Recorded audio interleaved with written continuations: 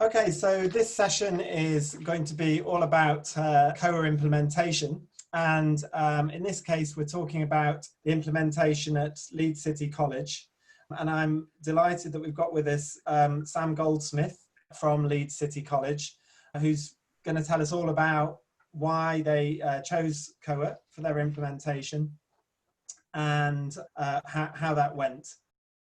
Perhaps before you get started on that, Sam, if you could tell us a little bit more about Leeds City College itself first. Yeah, no problem. We're a very large college, one of the largest in the country. There's about 26,000 students in the FE part alone, but the group, the Luminate group, is also includes about 5 schools, Harrogate College, Leeds College of Music. So very big and growing every year. And at its largest, the library department itself, or LRCs, included 7 sites, which was one for every campus, and about 32 staff.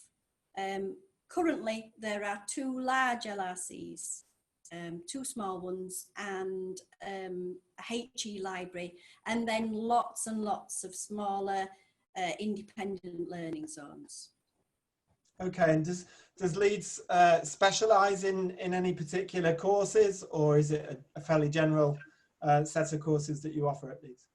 Very, very wide and general, all the usual vocational, but also we've got a large A-level department, a separate school which is in part of the college where younger students from age 14 can elect to come to us instead of finishing their school years in school.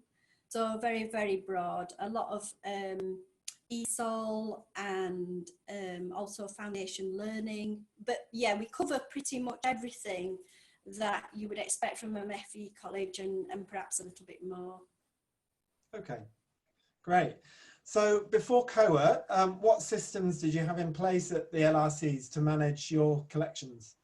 We had Heritage for an awful lot of years, long time, and we'd just put in place EBSCO Discovery as well.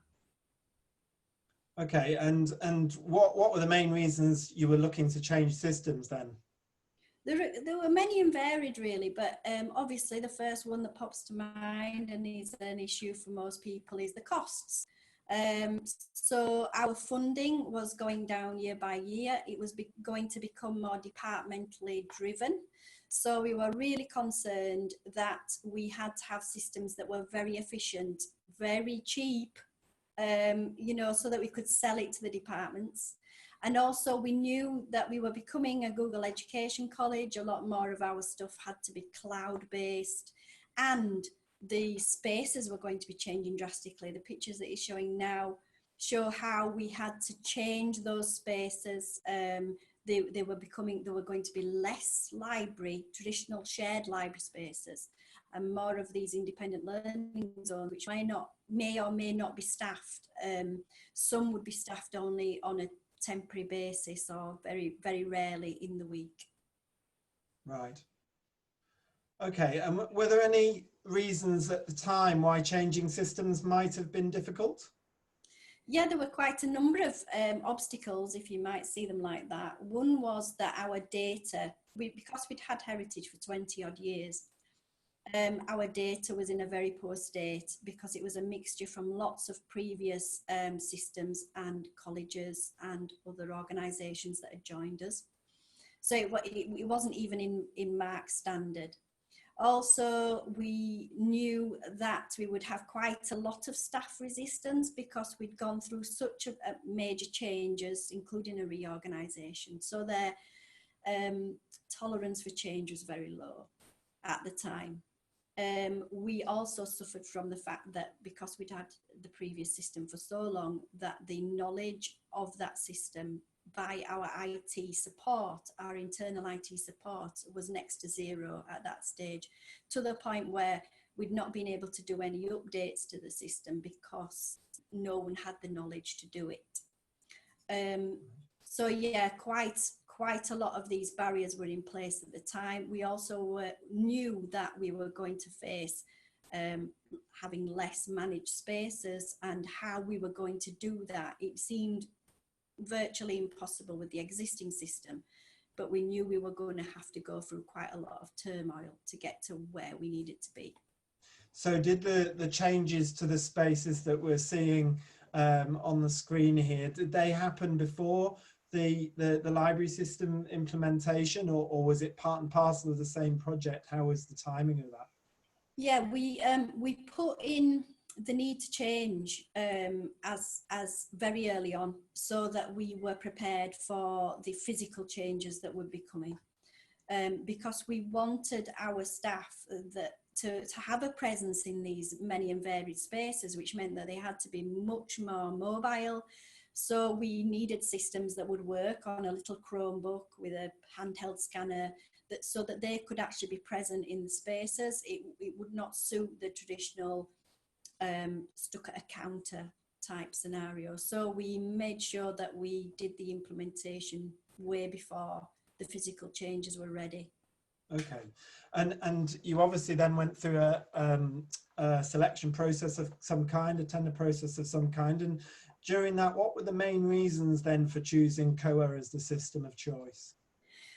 Well, I'd previously worked at the Department of Health, and they'd gone with open source Koha before, and I really appreciated the options that gave us in terms of learning the systems and becoming kind of experts ourselves, because we'd had such a bad experience with the IT support internally. So that was my first reason for asking people to think about it. And then we liked the fact that it could be managed by PTFS Europe, and that the servers would no longer be our problem either, because you know they become ancient, no one really cares, and you're stuck with these systems that really don't do the job. To be fair, it was going to be half the cost, half the annual cost. So yeah, those were the reasons. And also we knew that the Koha system would be Z3950 compliant, which we hadn't had previously, which meant that all those systems that involve so much staff time in administrative things, in getting the books processed into the system, cataloguing and so on, that would likely not be able to happen in the new organisation of the service, because we would not have that professional knowledge in every site, which would be necessary using our old technologies. Yeah. So those were the main reasons. It basically matched our needs. It did what we wanted it to do, matched our needs, but also looked to have a lot more flexibility in terms of what we would need in the future. Okay, great. And the implementation itself then, how did that go, and who got involved in that process at the college? Yeah, it went pretty smoothly. I mean, we did have some issues over the implementation, but as it turned out in the end, those issues were mainly internal problems.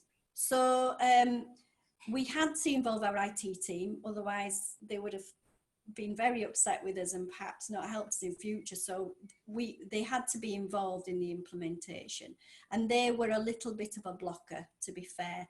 Other than that, the implementation did go very smoothly. It went on time. We did find that there were some issues. For instance, we were a bit concerned early on that we were having quite a lot of downtime, because obviously it's an online, it's a web-based system.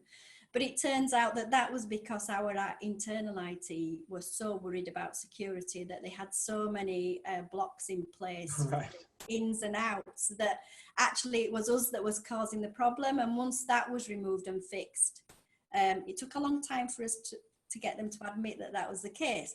But once that was fixed, it was actually a lot better. So yeah, it went really smoothly. Actually, we were worried about it because of the state of our data and so on. But PTFS Europe worked with us to try and organise that data as best we could before it went ahead. And then we had a lot of data checks where they would do a batch and then show us it so that we could see if it was matching what we needed or not. So it went really well. And did you involve the LRC staff in the implementation process? Was it quite a wide team that got involved? Yeah, we previously put in place a systems person, which I have to say was brilliant. So we now have a person that really does learn the system in and out and can help us with most of the daily issues and so on. So that system person was very highly involved. But also all of the librarians had a kind of strata of training that was appropriate to them, and then the other staff would also have their appropriate training, and then we cascaded it wider as well. So some of the curriculum staff were involved in our cascaded training. We tried to make as many people aware of it as possible before it actually went live as well. But we gave ourselves quite a short timetable to be live. So we gave ourselves the summer to integrate the data and so on, with the expectation that we would be ready to go like a week before the students were back. And did you hit that? We did. Great. But in a way, I wish we'd waited a little while until we found out about these issues that our own internal IT support was causing, because that gave our staff a lot of stressful situations where they were convinced it was because the system was failing and students wanted things and they couldn't give them it. So I wish I'd given a little bit longer for the process so that we could have a lot more testing before we returned. A lot of our staff are actually term time only, of course, so they were only literally back a couple of weeks before the actual live time. Okay, so that's something you'd possibly do differently. Is there anything else about the process that you think you'd do differently with hindsight? No, I think everything else went pretty well. I don't think there was anything else we could have done. We wouldn't have known about the issues popping up until it happened. But you've got to know how your own internal system support, your own IT support will react, what their normal time scale would be, and kind of fit them in, I think, which is something we didn't do with hindsight. Yeah. And how's it worked out overall? What bits of COA have you found to be most beneficial? The most obvious benefit is that it does everything that the system did beforehand and plus more. So it's half the cost.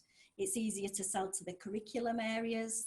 All the records and things can be automatically loaded before the items arrive. It works really well with our little independent roaming Chromebooks. It also, because it has got a good network of other users, you've got a lot more adaptability and you can modify the system how you like. You can also share other people's modifications if you like those too. So yeah, it's been really good. We're very happy with it now. I think the staff were a little bit reticent at first, but now if I was to tell them we were going to swap again, they'd be very unhappy. So, you know, I think just it is generally change. I think that people sometimes can be a bit slow with. We all don't like change. No. So it might be a good idea to just have a quick look at the home screen, the sort of front end, if you like, of your library system, which should be coming up on the screen now. Mm-hmm. So perhaps, Sam, if you could just tell us a bit about how the COA system works in practice. Yes, so the students never actually see the Koha background screen. We just use that for staff use. That's their integration point. But the students actually just use the website, which is, being a Google Education College, it is a Google site. And the search box appears prominently on here and on their own classrooms. And the search box links Koha in with our discovery service. So it's all integrated in with our It's not just the catalogue, it's also all our subscriptions and our online ebooks, etc. Okay, so you're using EBSCO's EDS to search the COA catalogue as well as your electronic resources. Yeah, and I think students prefer that. They prefer, they're used to, it's the age of Google, so they're used to having just the one search box for their topic. Yeah. I mean, we do then train them, or try to train them, on how to kind of interrogate that system better than perhaps just a few keywords. But yeah, they do prefer just the one search place. Great. Okay, and overall, looking at the project as a whole, how was it working with PTFS Europe? What was the experience like? And I guess to the audience here, would you recommend it? And they were really good. They're a very small team, and we were given our own team to help us through the integration, and our own trainer as well. There was an awful lot of work to prepare our data, which I can't underplay. It was in an awful state. And the support has been very good in reaction to issues as well, much swifter than the previous LMS system. So we literally can, we've also got more modes of contacting them, it would seem. So we can call, which was the traditional method, and then wait, and then be put on a list of people that would be called back at some point.